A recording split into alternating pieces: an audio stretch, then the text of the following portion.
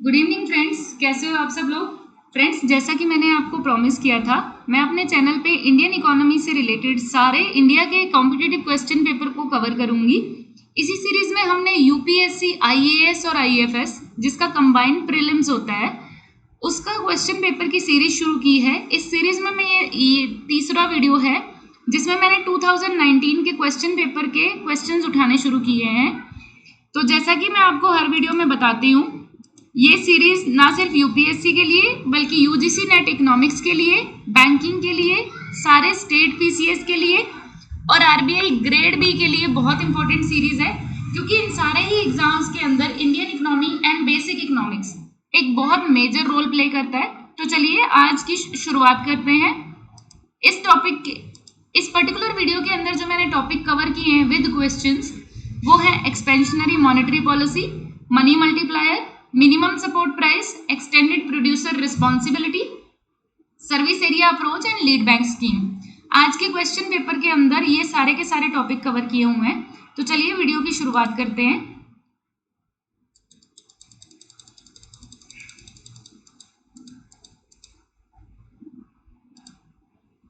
तो हमारा first question है, which one of the following is not the most likely measure of government और RBI to stop the slide of Indian rupee. हमसे ये question पूछा जा रहा है कि दिए गए 4 ऑप्शंस में से ऐसा कौन सा ऑप्शन नहीं है जो गवर्नमेंट इंडियन रूपी को स्लाइड होने से बचाने के लिए इस्तेमाल करती हो। पहले क्वेश्चन को ठीक से समझ लेते हैं।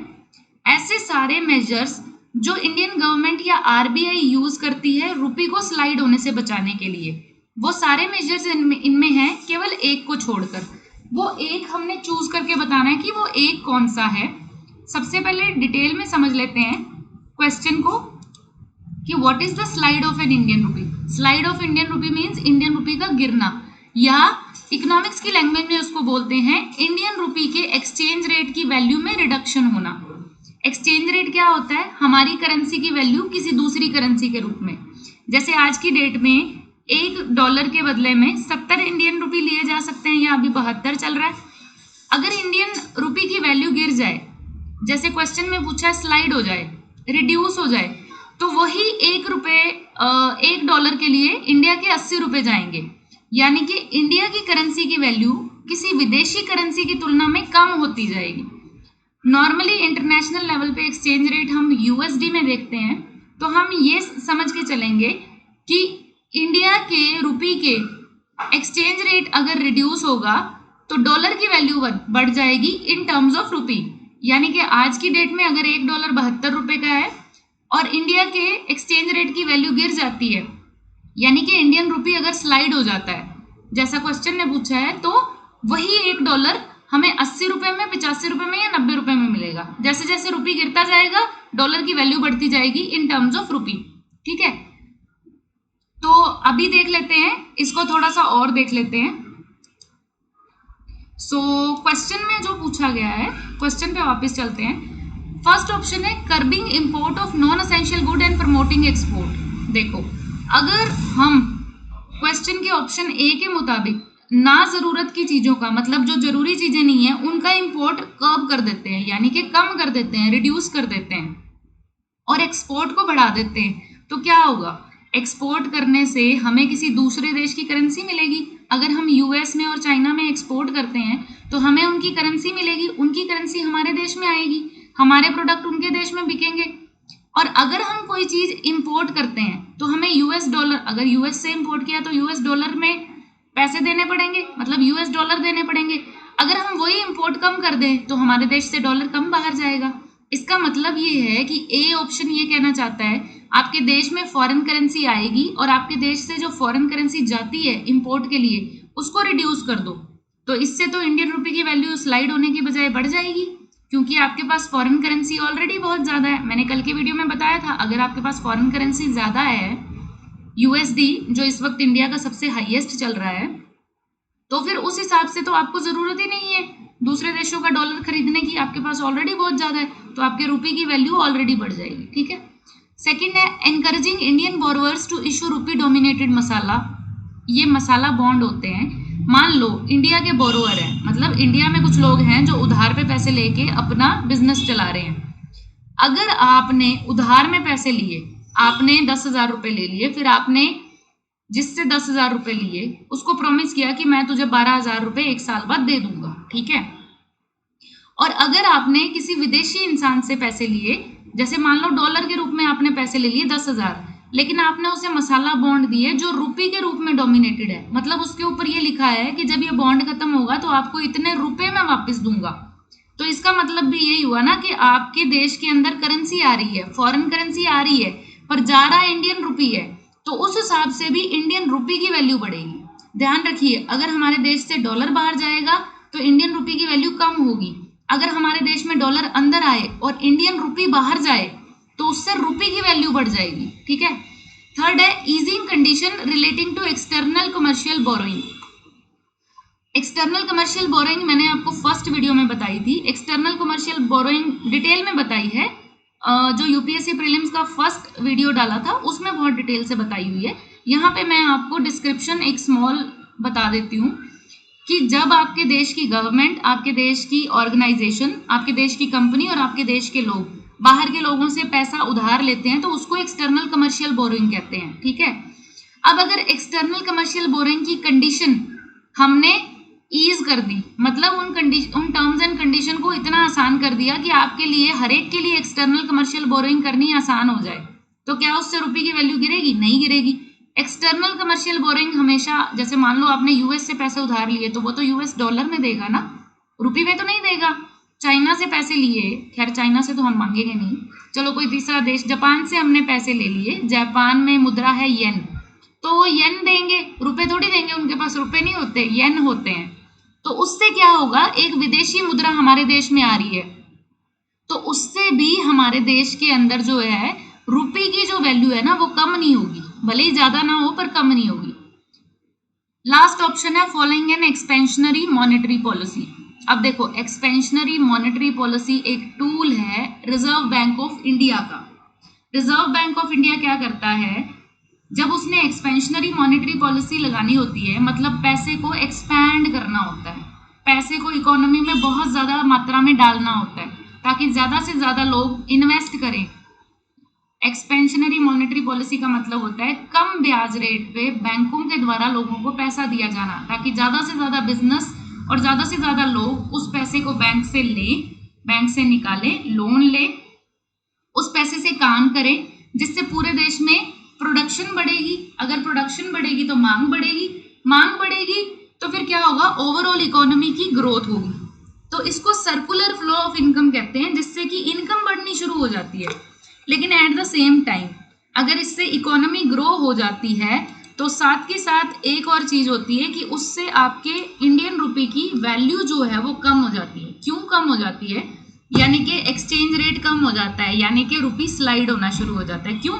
क्योंकि जैसे जैसे पैसे की मात्रा देश में बढ़ती है, ध्यान रखिए, पैसे की मात्रा, supply of money in terms of quantity अगर आपके देश में बढ़ती है, वैसे वैसे पैसे की वैल्यू कम होती जाती है। ये बात आप हमेशा ध्यान रखना। अगर आपके देश में पैसे का फ्लो बहुत ज्यादा बढ़ जाएगा, कम ब्याज रेट पे आपको बहुत ज्यादा पैसा मिलने लगेगा और लोन आसानी से मिलने लगेंगे, तो उससे पैसा जो है वो देश में बढ़ जाएगा, लेकिन पैसे की वैल्यू कम हो जाएगी। यानी कि expansionary monetary policy is responsible for reducing the value of your own currency, यानी कि इससे एक्सचेंज रेट कम हो जाएगा। इसलिए हमसे जो क्वेश्चन यूपीएससी ने पूछा है उसका राइट आंसर है D, following the expansionary monetary policy. ठीक है, इससे क्या होगा, आपके देश में प्रोडक्शन बढ़ेगी, ग्रोथ बढ़ेगी, दैट इज ट्रू, बट आपके पैसे की वैल्यू कम हो जाएगी, which mean reduction in exchange rate, which means slide of Indian rupee. ठीक है, तो नेक्स्ट क्वेश्चन पे चलते हैं। नेक्स्ट क्वेश्चन ये बोल रहा है, the service area approach was implemented under the purview of integrated rural development programme, lead bank scheme, Mahatma Gandhi national rural employment guarantee scheme या नेशनल स्किल डेवलपमेंट मिशन। देखो, सबसे पहले देख लेते हैं कि what is exactly service area approach.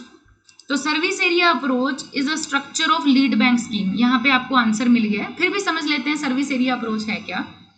Under SAA plan यानी service area approach, each commercial bank and RRB branch, RRB मतलब रीजनल रूरल बैंक या ग्रामीण बैंक, और कमर्शियल बैंक यानी कि जो जैसे OBC है, जैसे PNB है, ये सारे बैंक रूरल यानी कि ग्रामीण एरिया में और सेमी अर्बन एरिया मतलब ग्रामीण से थोड़ा ज़्यादा पर पूरी तरह से शहरी नहीं, छोटे कस्बे तहसील वगैरह, वहाँ पे इन बैंकों को खोला जाना ताकि 15 से 25 गांवों की रिस्पॉन्सिबिलिटी एक बैंक के पास होती है। देखो लोगों में जब बैंक जो है वो इकोनॉमी का एक बहुत बड़ा पिलर है, ये मैं आपको हर वीडियो में बताती हूँ।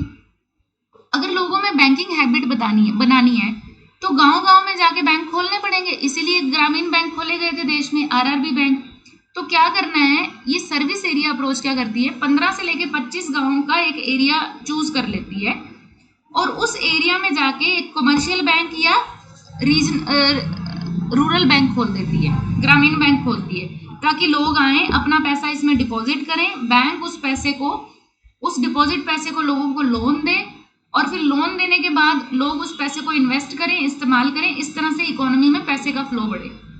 तो उसके लिए सर्विस एरिया अप्रोच लगाई गई थी जो कि लीड बैंक स्कीम के अंडर आती है। ठीक है, लीड बैंक स्कीम मतलब 15 से लेके 25 गांवों का लीडर एक बैंक होगा, उनको एक बैंक लीड करेगा ताकि लोगों में बैंकिंग हैबिट बढ़ाई जा सके। ठीक है, तो answer is B, lead bank scheme. ठीक है, सो नेक्स्ट क्वेश्चन पे चलते हैं। नेक्स्ट क्वेश्चन है the economic cost of food grain to the Food Corporation of India in minimum support price and bonus paid to the farmer plus. अच्छा, यहाँ पे बहुत लोगों ने गलती करी थी। क्यों करी थी? क्योंकि उन्होंने सोचा ये क्वेश्चन मिनिमम सपोर्ट प्राइस से रिलेटेड है। ठीक है, पर ये क्वेश्चन मिनिमम सपोर्ट प्राइस के साथ कुछ और पूछ रहा है। वो ये पूछ रहा है कि फूड ग्रेन्स जो है फूड कॉर्पोरेशन ऑफ इंडिया को, फूड कॉर्पोरेशन ऑफ इंडिया मतलब FCI को फूड ग्रेन की इकोनॉमिक कॉस्ट क्या पड़ती है? मिनिमम सपोर्ट प्राइस जो कि किसानों को दिया जाता है। हमारी गवर्नमेंट हर साल मिनिमम सपोर्ट प्राइस को डिक्लेयर करती है। कोई भी फसल बीजने से पहले, चाहे रबी हो या खरीफ हो, गवर्नमेंट डिक्लेयर करती है कि मिनिमम सपोर्ट प्राइस ये है। मतलब अगर किसानों ने अपनी जो फसल है वो नहीं बेची तो इस पर्टिकुलर रेट पे गवर्नमेंट उस किसान से फसल खरीद लेगी। ठीक है, that is minimum support price. और उसके अलावा बोनस। लेकिन फूड कॉर्पोरेशन ऑफ इंडिया को मिनिमम सपोर्ट प्राइस से कहीं ज्यादा पैसा भरना पड़ता है फूड रखने के लिए। क्यों? अब फूड कॉर्पोरेशन ऑफ इंडिया एक इंसान से तो फूड खरीदता नहीं है, एक किसान से तो उसकी फसल खरीदेगा नहीं, बहुत सारे किसानों से खरीदता है। और ऐसा नहीं है कि आज ही खरीदी है, कल भी खरीदेगा, परसों भी खरीदेगा।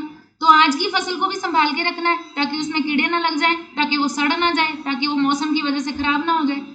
तो उसको गोडाउन्स में भर के रखना पड़ेगा, रेफ्रिजरेटर्स में भरना पड़ेगा, बड़े बड़े जो कोल्ड स्टोरेज होते हैं उनमें भर के रखना पड़ेगा। ठीक है, तो फूड कॉर्पोरेशन, ये जो फूड कॉर्पोरेशन ऑफ इंडिया है उसको इकोनॉमिक कॉस्ट क्या पड़ती है फूड ग्रेन की? पहले तो वो मिनिमम सपोर्ट प्राइस देता है किसानों को, प्लस बोनस अगर देना होता है तो, अगर कुछ डिक्लेयर किया है गवर्नमेंट ने, वो बोनस देता है।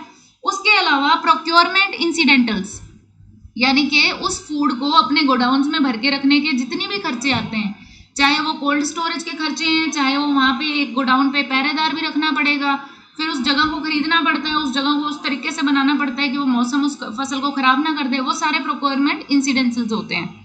और डिस्ट्रीब्यूशन कॉस्ट में क्या आता है कि जब आपने एक बार गोडाउन में भर के रख लिया तो जीवन भर गोडाउन में तो भर के रखोगे नहीं, फसल तो वैसे ही खराब हो जानी है। एक टाइम के बाद तो सारे मेथड फेल होने शुरू हो जाते हैं, राइट?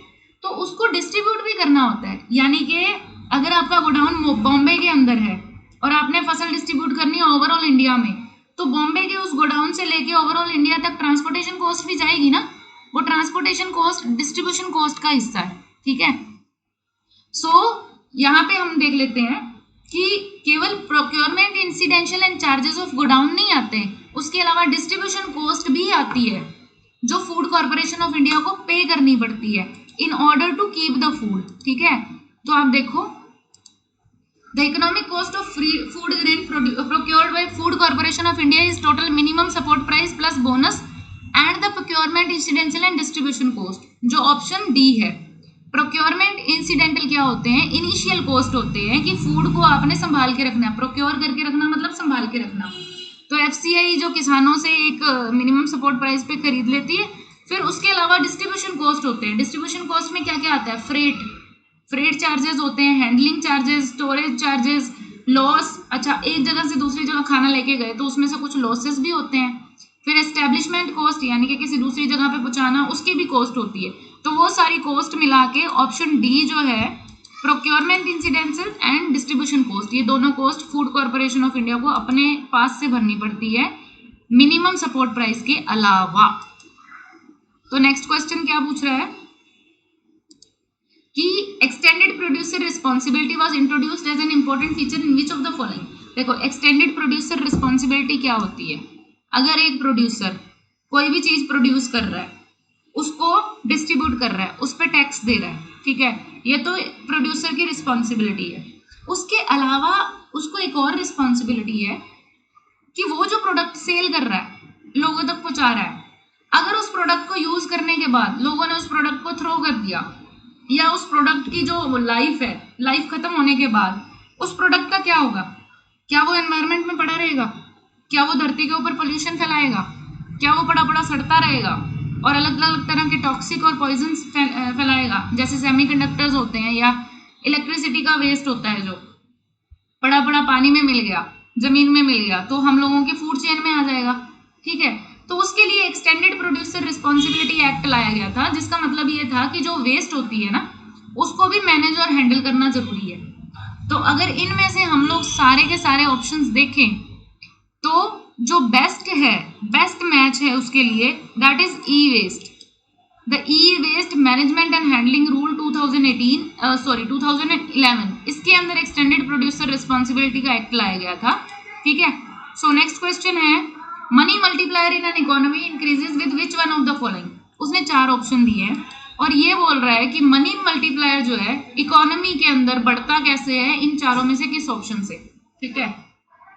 तो पहले देख लेते हैं मनी मल्टीप्लायर होता क्या है और मनी मल्टीप्लायर करता क्या है। देखो, मनी मल्टीप्लायर का मतलब क्या होता है कि how an initial deposit in bank can lead to a bigger final increase in the total money supply, ठीक है। तो वो ये बोलना चाह रहा है कि अगर आपने बैंक में पैसे डाल दिए, डिपॉजिट करके रख दिए, ठीक है, तो उससे इकोनॉमी के अंदर फाइनली बहुत ज्यादा पैसा बढ़ेगा।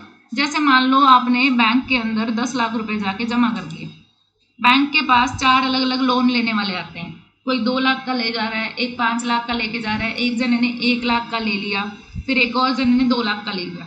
इन चारों ने अपने अपने अलग अलग बिजनेस खोले। आपने जो 10 लाख रुपया बैंक को दिया था, बैंक आपको उसका ब्याज दे रहा है। बैंक ने क्या किया, 10 लाख रुपए 4 लोगों में बांट दिए, चारों ने अपने अलग अलग बिजनेस खोले। चारों ने जब अलग अलग बिजनेस खोले तो चारों को एम्प्लॉयज चाहिए थे, मजदूर चाहिए थे, अकाउंटेंट चाहिए थे अपने बिजनेस के अंदर। चारों ने इस तरह से अकाउंटेंट एंड मजदूरों को रोजगार दे दिया, ठीक है।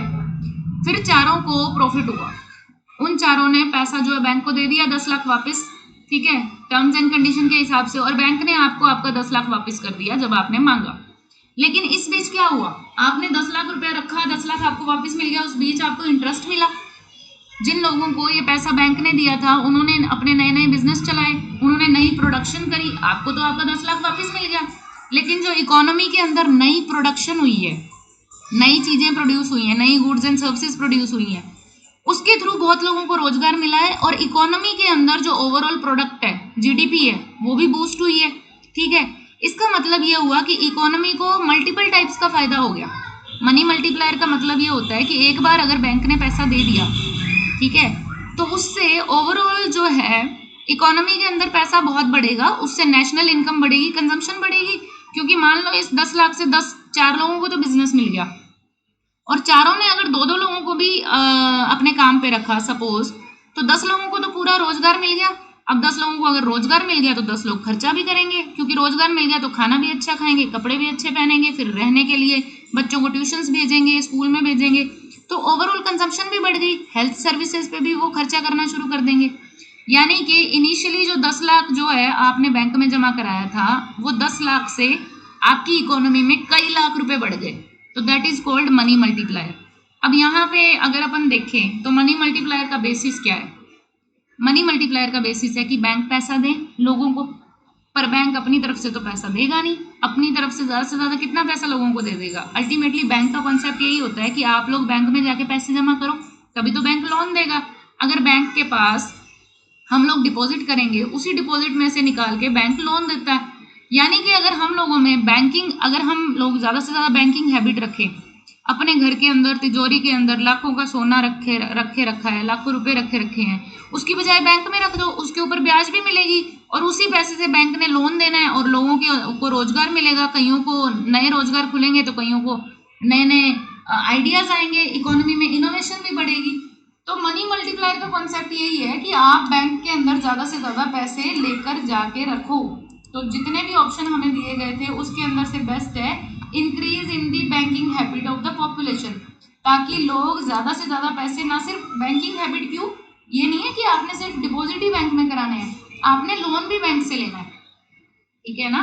अगर मान लो सब लोग बैंक में जाके डिपॉजिट करा दे, कोई लोन ना ले, तो बैंक भी क्या करेगा, बैंक डूब जाएगा, क्योंकि जिसने डिपॉजिट किया उसने तो ब्याज मांगना ही मांगना है। अगर आपने 10 लाख रुपए डिपॉजिट कर दिया, आप तो अपना ब्याज मांगोगे ही मांगोगे, ठीक है ना। तो बैंक में ना केवल डिपॉजिट बढ़े, बैंक से लोन लेने वालों की भी संख्या बढ़े, यानी कि ओवरऑल बैंकिंग हैबिट लोगों की बढ़ेगी, तो मनी मल्टीप्लायर जो है कॉन्सेप्ट वो अपना असर दिखाना शुरू कर देगा, ठीक है। So these are the 5 question of today friends. I wish you all the best for UPSC exam. एक महीने के अंदर 4 अक्टूबर को यूपीएससी 2020 अपना एग्जाम देने वाली है। आप इस चैनल को फॉलो करिए, आपको इकोनॉमिक्स के बहुत सारे टिप्स एंड बहुत सारे टॉपिक्स डेली मिलेंगे। मैं अपनी तरफ से पूरी मेहनत कर रही हूँ कि आपका इकोनॉमिक्स में कोई क्वेश्चन छूट ना जाए। इसी तरह से मैं आपको 5 to 10 क्वेश्चन डेली देती रहूँगी। तब तक के लिए good bye and take care. Thank you so much. Like, share and subscribe my channel, ताकि मैं और बहुत सारे वीडियोस आपके लिए लेके आ सकूँ।